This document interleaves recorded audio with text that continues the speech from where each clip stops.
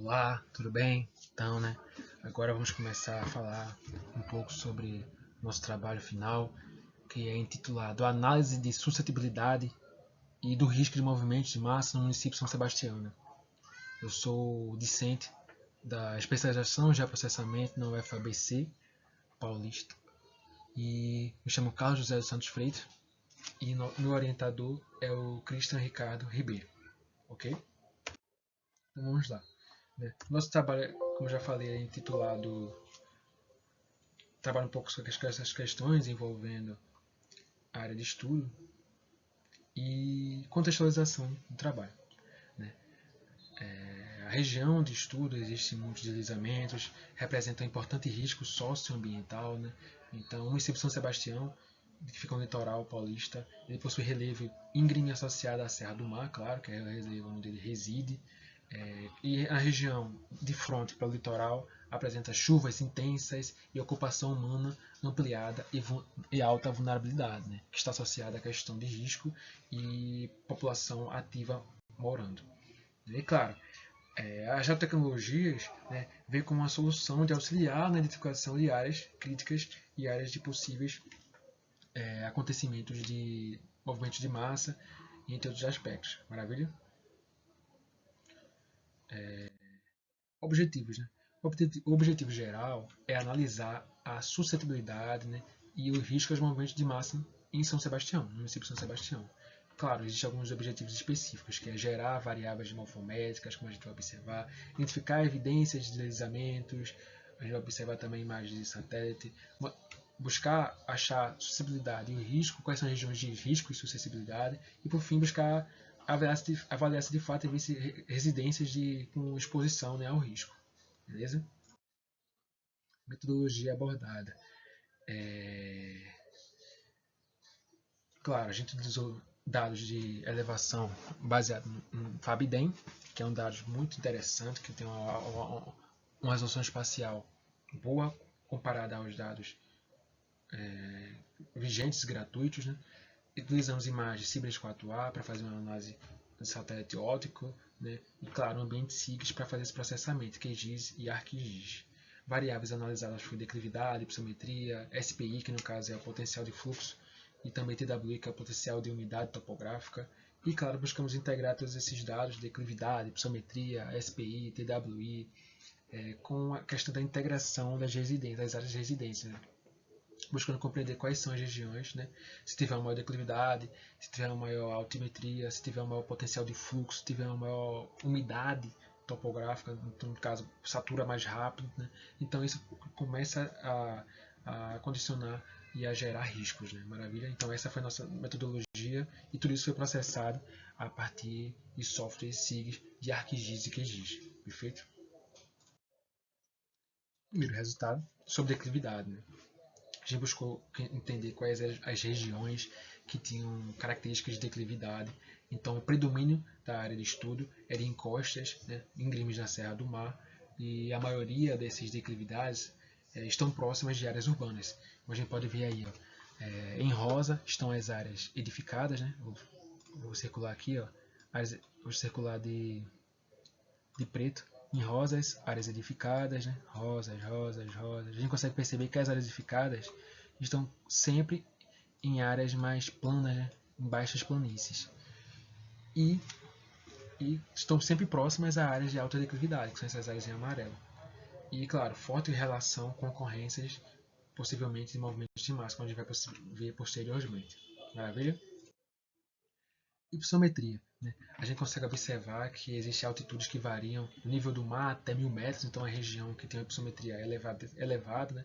Então, se tem hipossometria elevada, então existem também declividades elevadas, como a gente viu, e um forte contraste entre planície, costeira e altas características de áreas mais elevadas. Né?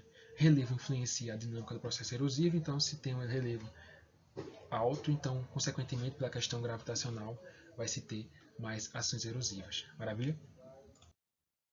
Fluxo potencial de fluxo, né? Então a gente consegue perceber, né, que a região, por ter altas declividades em regiões também altas hipossometrias, consequentemente vai ter um potencial de fluxo elevado. Então a gente consegue perceber que se tem de fato a cor bem azulada, né?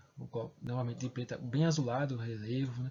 Quanto mais azulado, maior o potencial de fluxo. Quanto mais vermelho, amarelado, menor potencial de fluxo. Então a gente consegue perceber que a coloração está bem azulada, então existe um grande potencial de fluxo. Se tem um grande potencial de fluxo, então muito sedimento vai ser carrilado e, consequentemente, maior quantitativo de erosão. Né? Então, concentração de fluxo em vases e drenagens, áreas sujeitas a erosão e instabilidade, proximidade com setores de ocupação de risco. Maravilha? No caso, pessoas moram nessas áreas. Outra questão, potencial de umidade topográfica, né? Saturação do solo. A gente consegue perceber, né, que quanto mais escuro é a região, maior é o potencial de umidade topográfica. Né? Então a gente consegue perceber que as áreas mais altas, no caso as áreas mais baixas, têm um alto potencial de umidade, claro, concentração de umidade em áreas mais baixas, mais planas, mas a gente consegue perceber também que nos vales e nas áreas de escoamento de água tem um alto potencial de umidade, e o que pode ocorrer influenciar no escoamento superficial, na erosão laminar. Né? Então, identificação de áreas com maior saturação hídrica, solos com mais sucessivos à perda de resistências e relação direta com a ocorrência de deslizamentos. A gente pode ver aqui, né? Vou botar de preto novamente, ó. Aqui a gente pode ver esse percurso, então essas regiões aqui, ó, que caminha perante a parte mais baixa tem um alto, né, umidade topográfica, que pode, como eu falei, gerar erosão laminar. Evidência de deslizamentos. Né? A gente fez aqui uma análise para mostrar que de fato não é apenas uma amostragem, mas sim que de fato tem deslizamento. Né? Então a gente comparou a imagem da região 2020 com o Ciberes 4A, que tem uma resolução de 3 metros. Né? 2020 com 2025 a gente conseguiu perceber que de fato existiam cicatrizes de erosão, né? Regiões que teve erosão próximo às áreas de moradia. Próximo aqui, ó, às áreas de moradia. Né? Então, aqui 2020, aqui 2020, né? E, como a gente pode ver, em 2025 já tem cicatrizes de erosão, bem como também em 2025. No caso, 2025. Né? Então, a comparação temporal entre mais satélites observou que se tinha solos expostos, né? Cicatrizes de deslizamentos, e isso valida um pouco isso valida os nossos resultados, nossa modelagem, que evidenciaram essas áreas como áreas de risco, né, de erosão. Então aqui, né, finalizando nossos resultados, a gente vai falar um pouco sobre suscetibilidade, né, que no caso a classe mais alta e muito alta concentra-se na Serra do Mar, nas regiões mais altas, né, a gente consegue perceber aí, quanto mais escuro, mais são as regiões suscetíveis a se ter movimento de massa, né? E claro, existe tudo a relação com a influência direta com declividade, potencial de fluxo e potencial de umidade. Tá? E as áreas urbanizadas estão muito bem próximas, né, a essas áreas de encosta, que apresentam maior preocupação. O que é interessante é que sempre as áreas ocupadas, né, estão nessas partes mais abaixo, no baixo relevo, que podem sofrer deslizamentos dessa parte do alto relevo. Maravilha? Por fim, risco. Né? A gente conseguiu o risco, o outro foi suscetibilidade, relacionado com fatores fisiográficos. O risco está muito ligado a onde as pessoas residem, onde tem pessoas. Então, a gente percebe que tem alto risco concentrado entre a transição de planície e encosta, né? Que, claro, tem a planície onde as pessoas normalmente residem e a encosta bem próximo, essas regiões são mais suscetíveis ao risco. Né? Grande número de residências em áreas suscetíveis e relação entre perigo natural e ocupação humana. Né? A gente consegue perceber que grande área do município está com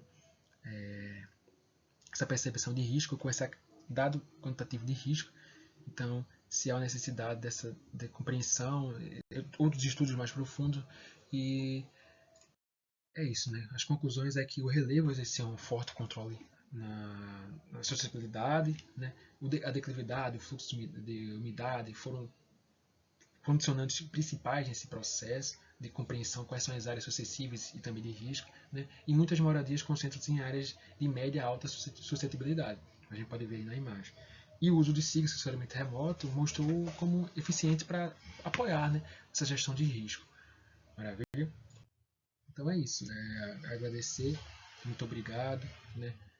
O meu trabalho, como já falei, é análise de sustentabilidade, risco, movimento de massa, no município de São Sebastião, né? Agradecer a oportunidade de realizar essa especialização, né?